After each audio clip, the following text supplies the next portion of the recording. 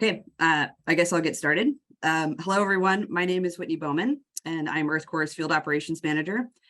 It is my pleasure to host tonight's first of hopefully many campfire chats where we highlight some of our extraordinary projects and our extraordinary partners. Tonight, we will be highlighting the marine debris removal projects, which we have participated in for over 6 years now. This evening, we're joined by our panelists of stakeholders made up of EarthCorps staff, Corps members, and our project partners. They will have a Q&A session between them regarding their experiences removing marine debris from the Salish Sea. And we will have time at the end of our session tonight for audience members to ask questions. Audience members, please take note that your chat boxes are on the left-hand side of your screen, which is where you can enter in questions and we will field them out to our panelists. First of all, for those who aren't aware or maybe new to EarthCorps, EarthCorps is an environmental nonprofit organization that focuses on young adult leadership through ecological restoration practices, such as the project that we will talk about tonight. The first panelist I'd like to introduce is our new executive director, Evlyn. Evlyn joined in March, but has already lifted a few hundred pounds of creosote logs herself. Welcome, Evlyn, and please say a few words about yourself and introduce the next panelist. Hi, everyone. Such a pleasure to be here tonight. My name is Evlyn Andrade. I use she, her pronouns, and I am the new executive director at EarthCorps. I am so excited to be part of such an amazing team doing such important work throughout the Puget Sound region, and excited to lead us in a new direction that is more focused on environmental justice and racial equity. So I will keep it brief and I will pass it to Josiah. Hey, thanks. Hi, everyone. My name is Josiah Downey. I use he, him pronouns, and I am with the Washington Conservation Corps, another regional Corps program here in Washington State. And I get to oversee a team of Corps members that work on marine debris removal year-round. It's a fantastic, great partnership with the Department of Natural Resources. And I can't remember who I'm supposed to pass to, but I'm going to pass it off to Todd. So we'll go from there. Thanks, everyone. My name is Todd Woodard. Good evening. I'm the Director of Natural Resources for the Samish Indian Nation, headquartered in Anacortes, Washington, with traditional territory throughout the San Juan Islands.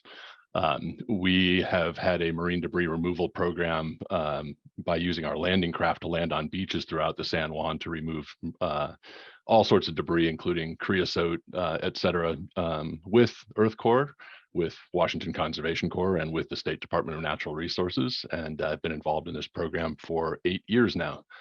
So looking forward to speaking with you about the program, giving you the details and answering questions you have. And with that, I'd like to pass it off to Samish citizen Emma Sullivan. Hi, everyone. Thanks for having me. I'm so excited to be here tonight. My name is Emma Sullivan. I'm a Samish citizen. I'm a graduate student at UW in the Earth and Space Sciences Department, and I am a former employee of Samish DNR. So I got to work a little bit on this project this summer, which was really awesome working with EarthCorps and WCC. And yeah, I'm just excited to be here. And I will pass it to Sabrina. Thank you. And yeah, I'm excited to be here and talk about this amazing project. So my name is Sabrina Burton. I use she, her pronouns, and I'm a crew lead at EarthCorps.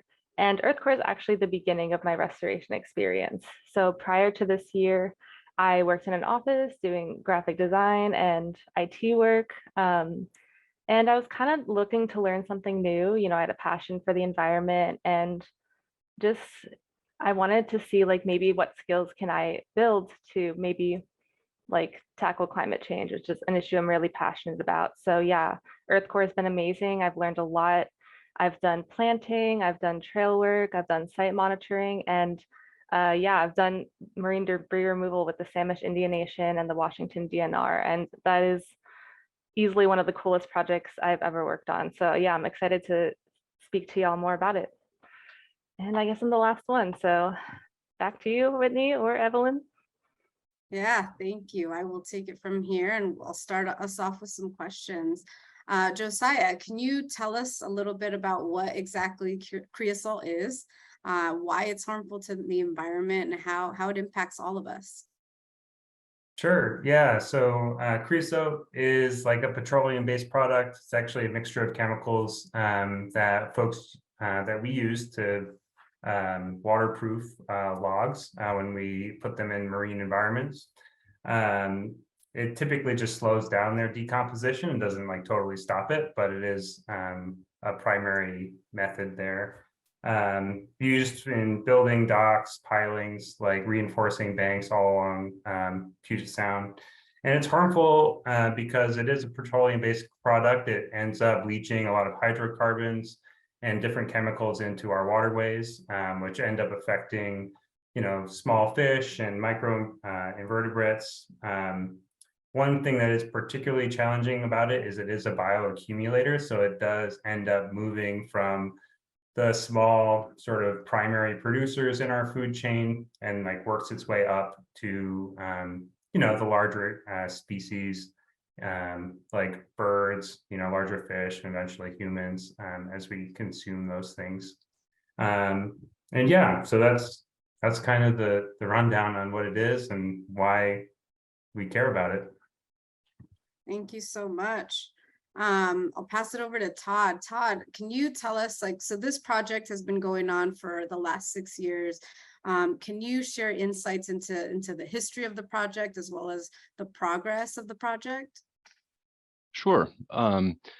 So our mission statement at Samish Department of Natural Resources is to protect, enhance, and restore all culturally relevant species and their habitats for current and future generations. So it's a pretty heavy lift, but what that means is that culture is the driving force for our work. So our work centers around making sure that traditions of the Samish people can be passed on to future generations, 7 generations from now and beyond. And so when you look at creosote and other marine debris and its impacts on the beaches, for us, it's about how do those toxins then accumulate up to sacred salmon, to Samish relatives in J-pod, southern resident killer whales that are endangered. And if we can remove those toxins, then they never make it to those really important culturally significant species. And so that's kind of the history of how, what drove us to be interested in the project. 8 years ago, Samish Council bought us our first landing craft, and so we wanted to get more involved out in the Samish territory of the San Juan Islands. And so I struck up a conversation with the head of the aquatics group here in our area with State Department of Natural Resources, and they had a long time creosote removal program, but they were largely stuck to areas that they could access by road. And so all of a sudden we had this way to access places that they couldn't. And so that's how the project initially started. Within 3 years, EarthCorps was starting to get involved. The project was so successful that State DNR bought a landing craft. And then just 3 years ago, we got our second landing craft. And so the project has grown and grown and grown. So to date in those 8 years, well, I guess I should say, so this year, just in Samish traditional territory, more than 95,960 pounds of creosote and marine debris was removed. And I say more than because there was still one trailer that we haven't weighed yet. So we're going to be over 100,000 pounds. Now, what that means in the last 8 years is that we are somewhere right around 999,000 pounds of creosote and other marine debris removed just from the San Juan Islands. And so I'm comfortable calling that, nearly 1 million. So that's super exciting. That's a huge milestone for us and a huge accomplishment. And this was another great summer working with EarthCorps, in a string of great summers. So. Thank you so much. That's so exciting. I actually got the opportunity to go out with the crews recently, and you, Todd, and Josiah, and it was wonderful just to experience and learn about this, right? So being out there, I saw the logs, and to me, I was like, well, how can you tell? They look like regular logs when you're just out there on the beaches. And I was quickly, once you get really close to them and you smell it, you smell how toxic it is. And so folks that are watching in the audience, when you're out on the beaches, if you ever see logs, get closer to them and smell them. And like, one of our calls to action tonight will be to let us know if you see them out there. But very quickly, you smell how toxic, you smell the oil, and you see like this dark ring around the logs. And it was just such a beautiful experience and very humbling experience to work alongside the crews and see how hard that work is, right? These logs are not light, they are very heavy. And we have to lift them out one by one and put them on boats and then take them from island to island and picking up more. And just such a great experience. But yeah, know that this is hard work. And so we really appreciate all the work of everyone who's involved on it. I want to pass it over to Emma. I'm very curious if you can speak to the cultural significance of the San Juan Islands and the cultural impact of the project itself. Yeah, so the San Juan Islands are the traditional territory of the Samish people, but it's also been shared use space since time immemorial. So many different Coast Salish nations have used the San Juan Islands as traditional harvesting and fishing region. So it's important to us Samish citizens, as well as Lummi and Swinomish. The list goes on, but yeah, I guess it's a place where we could harvest like berries and medicinal plants. And there's a saying in the Samish Nation that says, when the tide's out, the table is set for dinner. So everything we've needed has been found on the San Juan Islands, in the waters and on the land there. So yeah, I guess that's the cultural importance of it. Thank you.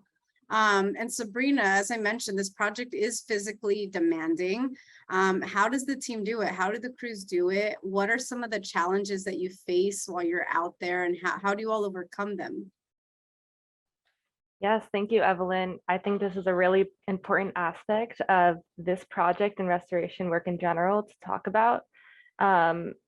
Yeah, especially for those thinking of like, joining EarthCorps or like similar field. So yeah, I mean, physical strength, definitely helpful, but I don't think it's the most important thing. What I think you need and is crucial are like the soft skills like teamwork and communication.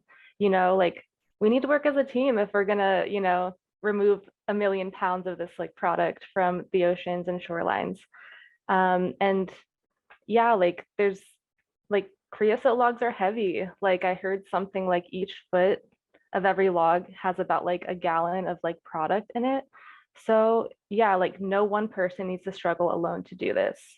And also, yeah, we really don't want to touch this because it's toxic. If it gets in our skin and like the sun hits it, it can burn. So we actually use tools called log carriers or sweet hooks, which are designed to be used by 2 people, one on each side. So not only is the teamwork aspect involved, when you're using these tools, you want to communicate with who you're working with, because you want to make sure your log is secured before you're moving, and you want to make sure that not one person is taking on more of the weight than another. And then I think communication is also important. Let's say when you're working on a really hot day, like, and you're maybe feeling a little burnt out, like don't push yourself, like tell someone and your crew will, pick up the slack. And there's a lot of trust involved in work like this with crews. And so like when like we have each other's back. So like one day if we, put in a little effort, maybe because you're not feeling well, we'll trust that you'll do the same thing for us, like on a different day. So yeah, teamwork, communication, and yeah, building trust. And these are some things that, my crew has been learning a lot. This project definitely helped. And we also got to observe the systems that WCC used.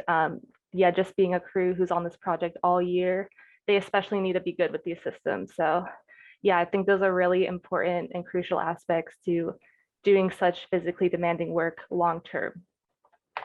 Sabrina, you mentioned how toxic the chemicals are, right? And if they touch your skin, it can burn. I remember being out there and being reminded of like, make sure it's not touching you, make sure it's not touching you.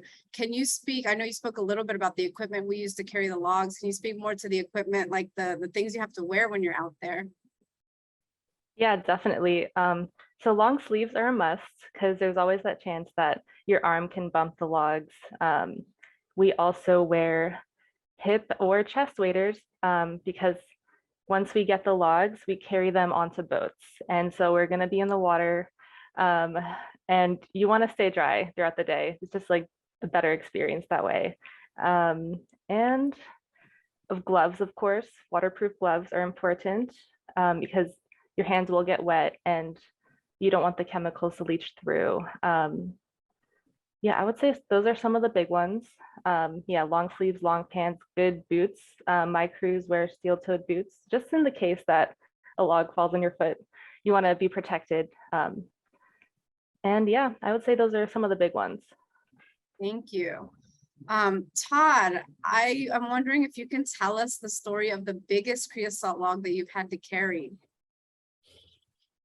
Well, I don't do the carrying. I do the boat driving. It's the Corps members that do all the backbreaking work, and I think that's a great point. If you think about the process that was just described, every bit of that 1,000,000 pounds was lifted at least twice. Once down a slippery beach onto a bouncing landing craft, and then again off that landing craft into a dump trailer for disposal. So it's a huge amount of physical work, and that teamwork, it was something that we enjoyed witnessing every single day with both EarthCorps and WCC. Just this past summer, we found a 56-foot piling floating offshore. And it was actually then hooked up to our boat and hauled backwards towards a beach where an entire EarthCorps crew and an entire WCC Corps crew then wrestled it up as high up the beach as they could at a low tide, and then secured it to an anchor to come back the next day and cut it up into sections and dispose of it. So that was epic. As far as the creosote log piece goes, we have also found things like giant navigation buoys on the beaches that they have dragged off, or giant, 8-foot diameter float balls, like mooring balls for giant ships that have cut loose from someplace and ended up on the beach. We've also found, crashed sailboats that are all busted up on the beach that they then have to cut up and remove. So it's a variety of really interesting objects, and each one has its own sort of character and process by which you have to get it off the beach and out of the environment. So. Yeah, I remember when I went out there with the crews, we found tires. We found there was a lot of pollution, right? We're not just cleaning up logs. We're taking other things that we're finding that shouldn't be out and that are harming our environment. Emma, are you able to speak to how creosol affects wildlife? Yeah, a little bit. I think Josiah talked a little bit about this, but there's just a lot of harmful chemicals in the creosote logs themselves. And so they leach directly into the water. And then that is taken up by all sorts of critters, oysters, clams. It goes through the entire food chain, and then it comes back to us humans. And Samish, we think that a lot of the creatures in the sea are our relatives. And so it's like seeing our own family kind of be affected by these really harmful toxins. So it's been really an important project for us and meaningful for us to work on. Thank you. Josiah, we know that DNR has helped make this project possible. Who can we thank for helping us attend to these issues? Yeah, well, that is primarily the big partner is the Department of Natural Resources, and they've been running this project well over a decade, and it is all across the Sound. And so like my team ends up working all across the Sound, like removing creosote. And so I would say that like their marine debris removal team is pretty small but mighty, and they're the ones that are like here to thank us, or here that we should be thanking for the partnership and for the continued support of our crews getting out there to do this important work. And Todd, you mentioned that the crews had to go back out there, right? And saw the logs into pieces. Sabrina, are you able to share like the experience of like what you all have to do? Because when I went out there, I didn't see any chainsaws, right? I was there to do what I call the easier work of just coming in and pulling the logs that you all had done a lot of pre-work on. Can you share any stories about your experiences in like preparing some of these bigger logs to get removed? Yeah, no, definitely. Thank you, Evlyn. Yeah, there were some fun experiences where we had to, first of all, logs have to be like positioned in a way that whoever's using the chainsaw can like cut it and like not really hit anything else. So some logs were kind of buried or really like stuck in the sand or like with other objects surrounding it. So there was a time like sometimes you have to figure out a system on the spot. And there is one giant like dimensional piece of lumber that we got everyone on board to try to like troubleshoot it. And it was just really cool like to see how we were able to like unearth this and roll it out. Like we needed the whole team, like both crews of like 5 to 6 people to get this piece out. And then yeah, like they're all cut up. And a big thing I guess we do is when these logs are being chainsawed, usually you saw through half of it and then you have to roll it and get through the other half. So we all like at a certain point, maybe we communicated less because we were able to just read cues like, okay, this is my turn to jump in. You go grab a PV and that's what you use to roll the log. You get a couple people doing it. It's kind of like a seamless coordination that you figure out as the week goes. And then once these logs are in segments that are more manageable, then yeah, you get your log carriers or sweet hooks and you get your partner and you pretty much pull them onto the boats. But yeah, you were right, Evlyn. The week I was there, we spent a couple days prepping a bunch of logs and staging them near the boats. So by the day you came, we kind of just got to work and loaded them up. And that was really satisfying to see all of our efforts accumulate and like just visualize how much we actually did. Yeah, I was very fortunate and feel so privileged to have been able to support that. Todd, there's been a lot of news about the increase of orca whales with the new babies. How does creosol or the removal of creosol affect them and the native populations that respect them?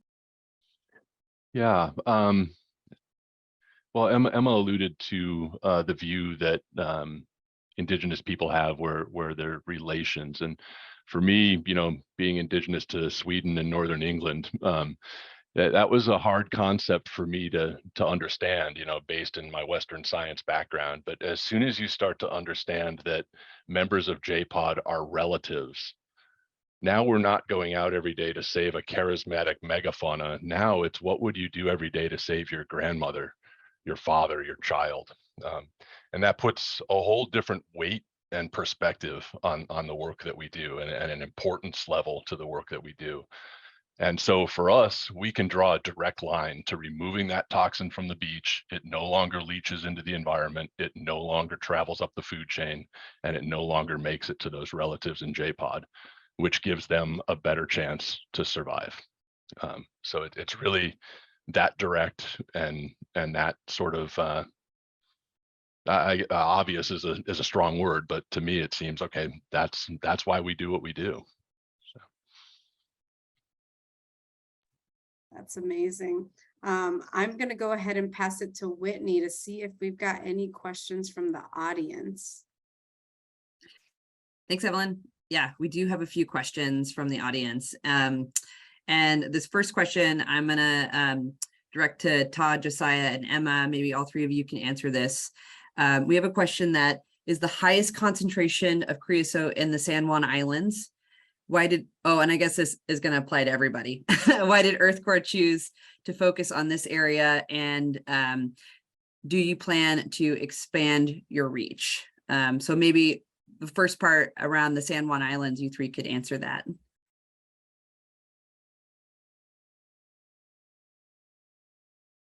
Sure, I can take a first stab at it. No, not necessarily. I mean, there's concentrations of creosote throughout the Sailor Sea, on both sides of the funny black line in the water, between Canada and the U.S. We focus on the San Juan Islands simply because that's our area of operations in Samish traditional territory, and have that partnership. And we're lucky enough that the crews, join us for a chunk of the summer when the weather's good for us to operate via the boats. But Josiah could speak much more clearly to the scope of what his team does year round. Yeah, thanks, Todd. Yeah, like I said, I sort of alluded to it earlier. This is all across the Sound. It's even on our outer coast. This is something that my team directly responds to. So if folks are calling in and seeing a large pier or a large portion of marine debris like actively washing up on the beach around the state, then they're typically, there within a couple weeks to a month to like make sure that it gets pulled off the beach. The highest concentrations, I don't quite know exactly where they were, but they are generally concentrated around any of the historic major ports in the Salish Sea. So if you're thinking about some of the like sort of old timber landing zones and that kind of stuff, that's where you end up seeing a lot of this stuff end up coming back.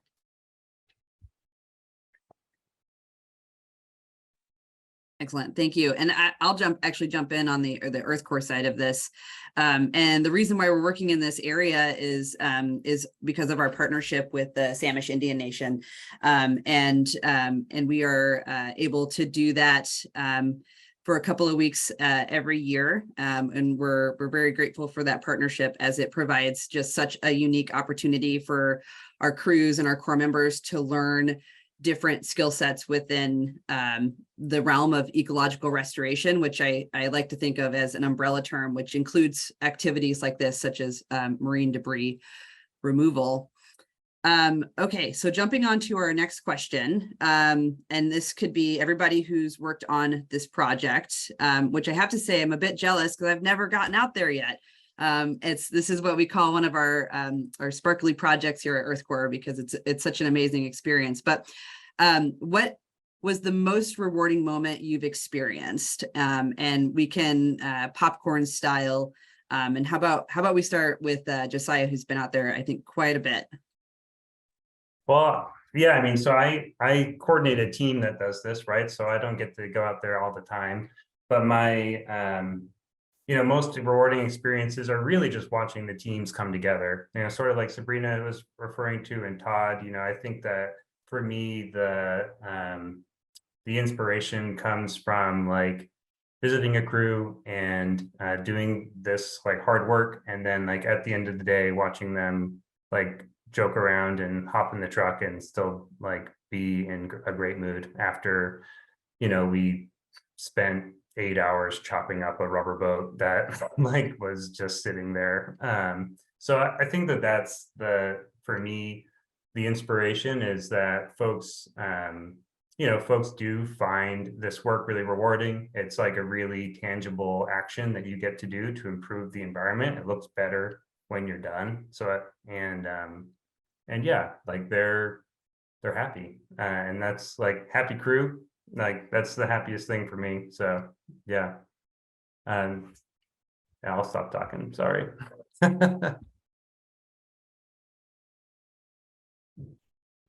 I guess if I can hop in, I got to work on this project both just with WCC and then with WCC and EarthCorps. And the most special moment, I think, of fieldwork this whole summer for me was one morning when we had both crews together, and we had both Samish boats and we had the WCC boat, and we all just like, I don't know, loading up the crews together. Everyone was so excited to get going and get started. And it was just really awesome to see everyone and like all 3 boats lined up and ready to go. So I thought, and like all of us riding out to where we were going together, like kind of information. That was really cool. I think for me, it's I gain a tremendous amount of faith in watching, these passionate young people do just heroic physical labor with a passion and a dedication that really gives me a lot of confidence that we're going to figure this whole thing out. We're going to figure out how to clean up Puget Sound. We're going to figure out how to adapt and mitigate for climate change. These are the folks that are going to lead the charge. And so I think that's the most magic moment for me. And in the past, I know this year and last year, unfortunately, EarthCorps has not been able to do the international component. But I've had some great interactions with young folks from across the globe that, tell me things like, there really isn't an environmental mindset in my country, and I want to bring that back and start something there. And so it's that kind of passion and dedication that I think I take away every summer, feeling super inspired. I guess I'll chime in as the last one. Yeah, with EarthCorps only being 1 year, I only got the 1 week on this project. So I would have to say, like, all of it was incredibly rewarding. We bonded with the crew members on WCC so fast, and a few of us exchanged numbers. So just like getting to still keep up with them and see what they're up to, because I believe their term might be over or it's ending soon. But yeah, it was just really cool to bond and like meet new people. And then, yeah, like Josiah was saying, like it's really tangible, like the results, you can see it immediately. So you go home each day like extremely satisfied. And I was really sad when the project is over. And I know a lot of my crew members were like, oh, like, can I try to sneak onto the other crews going later in the year? Because like, yeah, it was just that incredible.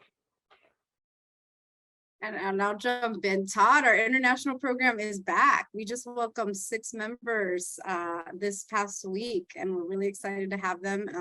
And next year, it will be back in full force on its regular cadence. So super excited. You'll see some international members soon enough. And I will also share, I was only out there 1 day, but even that experience, I would say there's 2 highlights of that moment, right? Is when we had 3 boats out there, and at the end of the day, when we were filling up that dump truck and seeing all the logs, getting that final log onto that dump truck was definitely super rewarding. It was just like, yay, we did it. And then probably the ride back home, right, is seeing the crew members soaking up the sun, super tired, but just seeing them lying on the boat, soaking up the sun after a long days of work. That was also really special for me to be part of.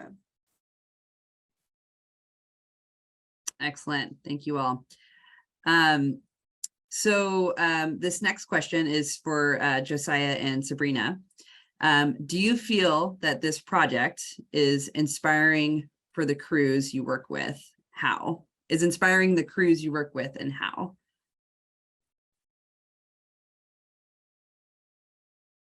I can go first. Absolutely. Yeah, like I said, everyone's trying to get back on this project. We were all sad that it was over. Yeah, I think, a lot of people are even considering this as like a career path.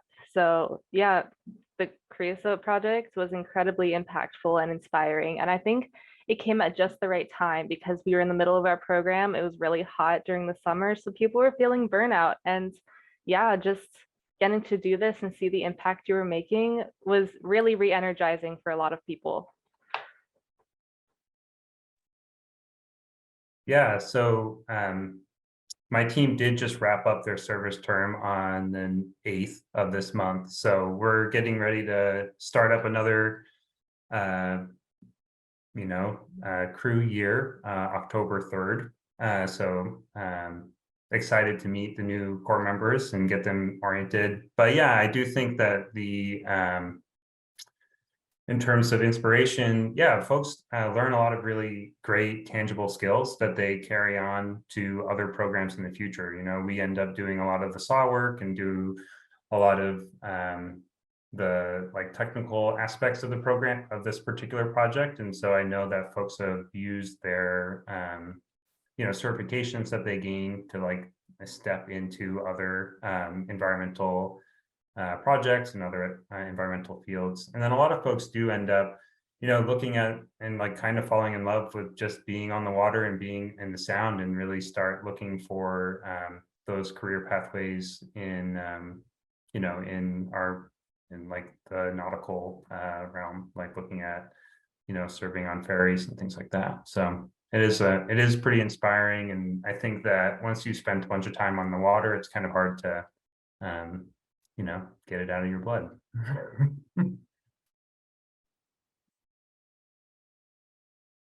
Great, thank you. We have another question that says, so many people don't have hope given our current environmental crisis that we face. Does this project give you hope for you and your team? This could be for everybody to chime in on.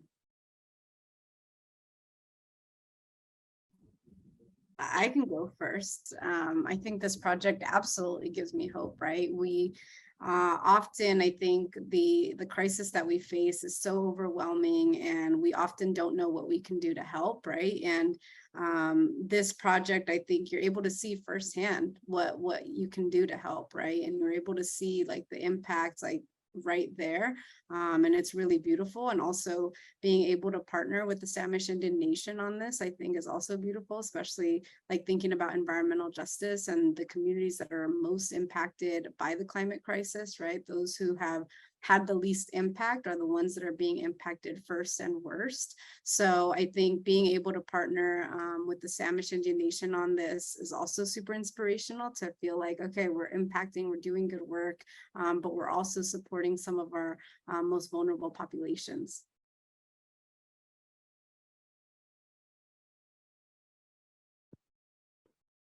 Yeah, absolutely. Yeah, it gives me and my team hope. For me, yeah, it's super easy to get really weighed down with, the global pressures that we have, but we're acting locally and we're having a positive impact locally. And then beyond that, we present on this project at international conferences, at forums like this. So the word's getting out. And if you can work locally and provide an example, and then, the DNR's and WCC program is, statewide, and there's corresponding programs, in the region, and that becomes inspiring. And then, you add the global component of EarthCorps, and the message gets out globally. And now you're making a serious impact. And so I think the way I strive to not get too weighed down is just make sure every day that I'm doing what I can locally, and hoping to provide a really good example that flows out as you toss that little stone in the water. So. Yeah, I think this project is really inspiring to me, because I get to work with I've gotten to work with so many people that are around my age that are just as passionate about the environment and helping as I am. And so I think that is really special, and that we can just continue to keep doing this good work and seeing improvements in our region. And it's really important.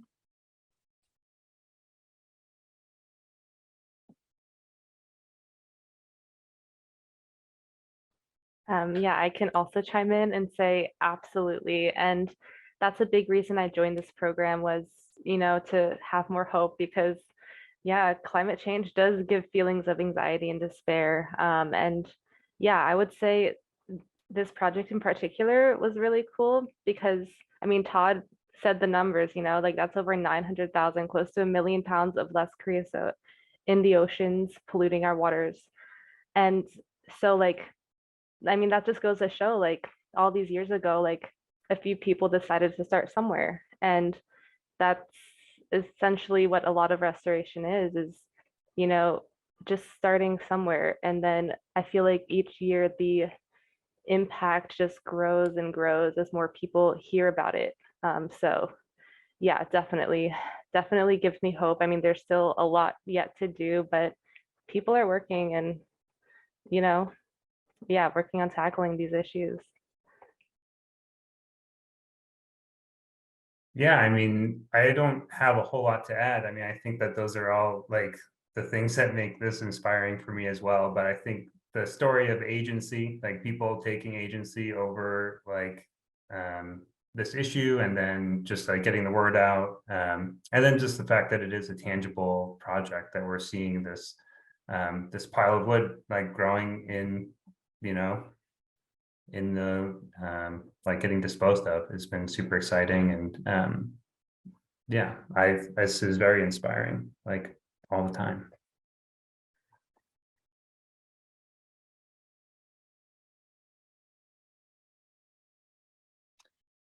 Great. Thank you all very much. All very inspiring. Got one last question that I'll actually speak to, and Evlyn, you can chime in on this too if you have something to add, but how this project is funded for EarthCorps. So most recently, we've been able to fund these projects through our partnership with Waste Action Project, who has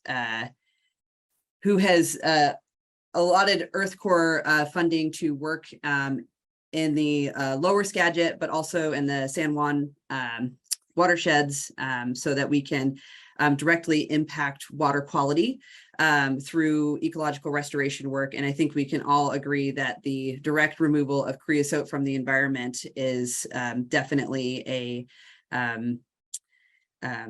way that we can improve our water quality overall.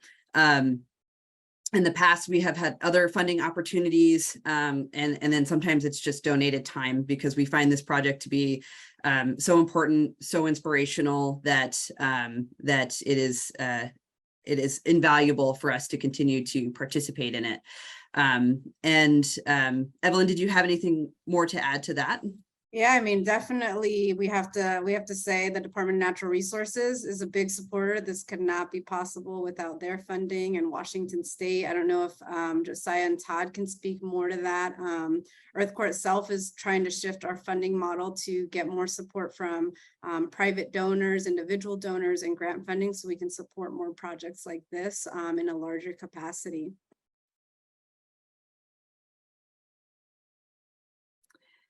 Excellent. Yeah, so the Department of Natural Resources does have a specific budget for marine debris removal, and so that is where a lot of the work that or a portion of the work that we provide is funded out of. And then there are grants. Usually there's grants for like specific projects or high concentration areas, or just like replacing equipment, things like that. Those are usually things that folks are applying for grants along with this work. And I'm sure that there are other funding sources out there that Todd's going to share. Yeah, so our department is 100% grant funded. So the funding for this project in particular comes through the National Estuaries Program and EPA, and the funding that's coming in to all the work that's being done in Puget Sound. And a portion of that goes to the tribes that live in the Puget Sound watershed. And so we you know, as long as our projects meet the goals of the action agenda, then we can secure that funding. And I'm happy to say that our funding looks very secure for at least the next 3 years and beyond. You know, we want to work ourselves out of a job because there's no more creosote, not because there's no funding. So we're dedicated to continuing this work. For sure. And then our primary vessel that's used on this is also a spill response vessel that was purchased through Washington Department of Ecology's spill preparedness program. So we have specific duties if there was ever a spill response needed in our area. But otherwise, you know, the boat's available for us to do our other work, including this. Excellent. Thank you. Okay, so we're going to wrap up this evening. Thank you all very much for your wise thoughts and sharing your experiences. It's been really fascinating. As I said, one of these years I'm going to get out there and be able to do it. My past Corps member self jealousy is coming back up for sure. So as we wrap up here, I just want to do a quick plug for where you can find out more information on this project. You should see in the audience chat a few links to the story map, and as well you can go to the Samish Tribe's website, and then Todd, I believe you said that you have an app called My Coast, which would be for those who are here in the state of Washington. And again, thank you all very much. I'm going to pass it off to Evlyn for a quick closeout. And yeah, thank you for your time. Yes, please click those links. That's definitely how you can get more involved with the project. As we celebrate and discuss hitting this big milestone, right? We're so close to 1 million pounds of toxic logs, which is super, super exciting. I can't stress enough how impressed I am by the hard work and commitment of everyone involved. Like, it's so clear how passionate you all are, and it was really inspiring to hear your stories. So thank you, Josiah, Todd, Emma, and Sabrina for sharing your insights. It was really just fascinating to hear about your experiences and your drive and getting behind this project. As EarthCorps is really moving into its new chapter, projects like this are really going to help define our lens of diversity, equity, and inclusion in our environmental restoration work. So I'm really eager to continue the momentum of this project and to continue to foster these partnerships with the Samish Indian Nation and the Department of Natural Resources as we all collectively work towards removing 1 million pounds of creosote-coated logs from our oceans. So just to our audience, thank you so much for coming and supporting us. And I do want to say that we do have an event coming up on October 1st. EarthCorps is having our annual fundraiser Revive. Some of our team members will put a link to to where you can sign up to attend. We'd love to have you there. We hope that you can join us. And again, thank you all so much for coming and supporting this important work.